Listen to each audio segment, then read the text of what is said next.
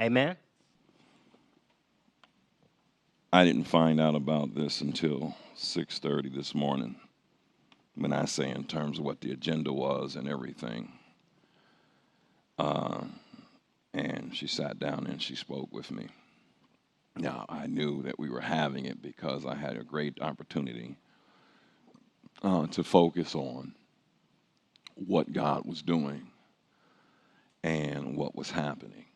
And if you've ever seen the movie The Butterfly Effect, I study a lot of my notes, and when I write stuff, I write as if I'm going to come back and read them again so that I can keep up with them. And so I leave breadcrumbs so I can go back and remind myself I had no idea I'd go through this situation. So when she said, I want you to talk about clear, complete communication, because I had no intentions on being a part, I just wanted to observe what was happening. And so I said, so God, what do you want me to say? And he pretty much said to me, read these scriptures. I said, because I don't feel like getting up talking about the soul values, and I know these and the dream keys. I said, what do you want me to say? And this is what he gave me. 1 Corinthians 14, the Amplified, verse 1. Pursue this love, not, and I put not your point. With eagerness, make it your goal, yet earnestly desire and cultivate the spiritual gifts to be used by believers for the benefit of the church, but especially that you may prophesy or foretell the future, to speak a new message from God to people. Verse 2, I'm reading from Amplified. For one who speaks in an unknown tongue does not speak to people but to God. But for one who understands him or catches his meaning, but the Spirit speaks mysteries, secret truths, hidden things. Verse 3, but on the other hand, the one who prophesies speaks to people with edification. Now I'm going to go back down, I'm going to go to verse 5. Now I wish that all of you would speak, all of you spoke in unknown tongues, but even more, I wish that you would prophesy. And so this thing was coming through, and people are actually speaking other language, but he was saying, listen, we're talking about talking. And so he said, I wish that they would speak to each other. And so he says, verse 6, he says, and then I'll just keep going, one who speaks tongues unless he translates and explains. And so I'm not into the tongues part. Say this, he's talking about talking. Clearly. Okay. And so in verse 6 it says, now believers, if I come to you speaking in unknown tongues, how will I benefit you unless I also speak to you clearly, either by revelation or revealing God's mystery? I don't have time to unpack all of this. I just want to get this principle. Verse 7, yet even lifeless things, whether flute or harp, when producing a sound, if they don't produce distinct musical tones, how will anyone listening know what pipe or what is piped or played? And then it says this, and if the war bugle produces an indistinct sound, who will prepare himself for battle? War bugle. War is just a shout away. But war is in our life today. All of us. And these principles that we are going over, I touched heaven first to say we must change if we're going to survive, because church as we know it is not going to be the same. And I said we must come up with the values, and we sat for 3-4 days, ministers in a room, and we talked about each one of these things. Why? Because Acts chapter 17, verse 1, and we talked about this, and I say war. See, when she says we're playing to win, because I told her I'm doing a message tomorrow on playing to win. I told her, I said, they played to win. I said, LeBron had a long-term plan.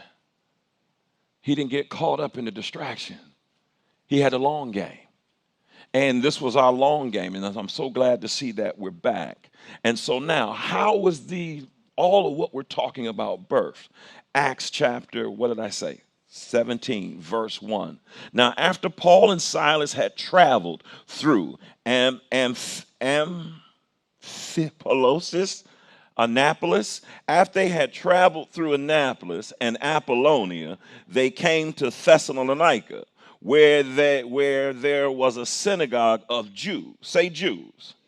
And Paul entered the synagogue as it was custom, and for 3 Sabbaths he engaged in discussion and friendly debate with them from the scriptures. Say he taught them, explaining and pointing out the scriptural evidence that is necessary for Christ to suffer and rise from the dead. Now remember, he went through, say evangelism.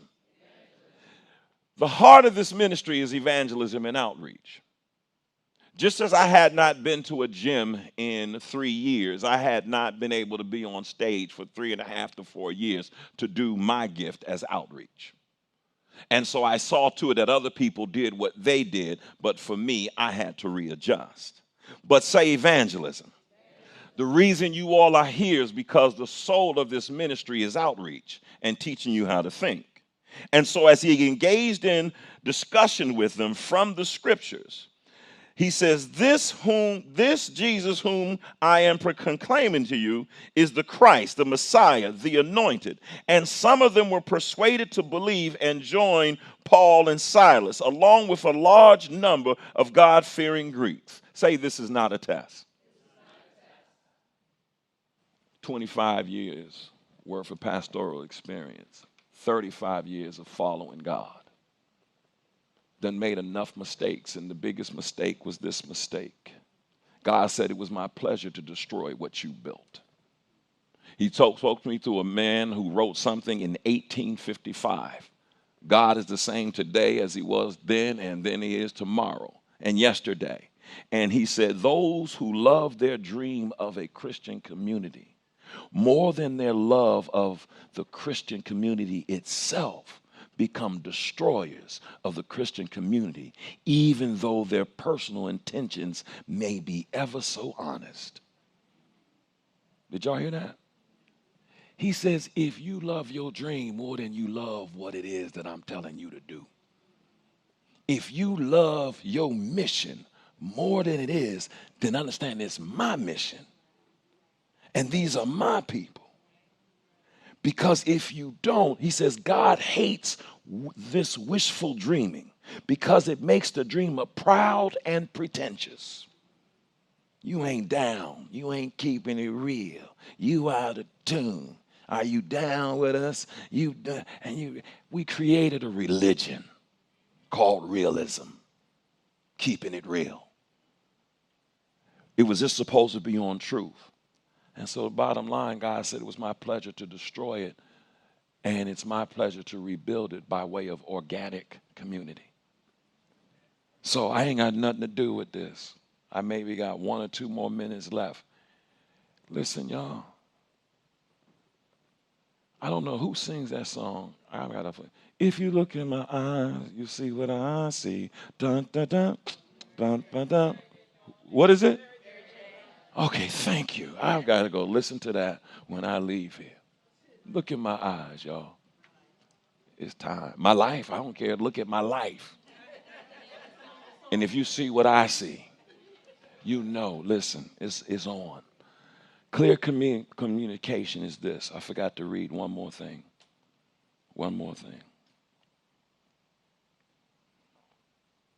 This is the last thing.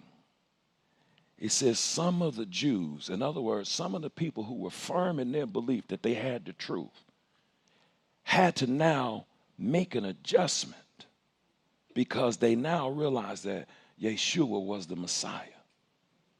The point I want you to get, and this is why thorough, complete communication is always important. I'm a prophet. Jill's a prophetess. And part of the prophet's area is to be attacked for their truth.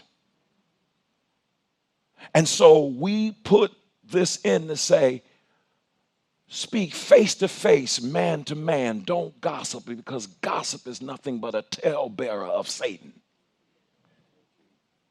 I'm almost there, my friends. And some of them were persuaded to believe Paul and Silas. I went back and looked at Fab 40. I went back and looked at Fab 40. I've never looked at any of my productions because of my insecurities. So I would just do it, and then when it was done, I never went back to look at it. But this time, the reason Fab 40 got started, because I went back and looked at it after going to those guys, the kids, play. And God said, I want you to get up. And that was the same night that I had headaches and everything. He said, I want you to get back into the game. The game is evangelism. But then it says this, verse 5, but the unbelieving Jews became jealous, and taking along some thugs and lowlifes in the marketplace, they formed a mob and set the city in an uproar. Then attacking Jason's house, they tried to bring Paul and Silas out to the people. Say they after the top people.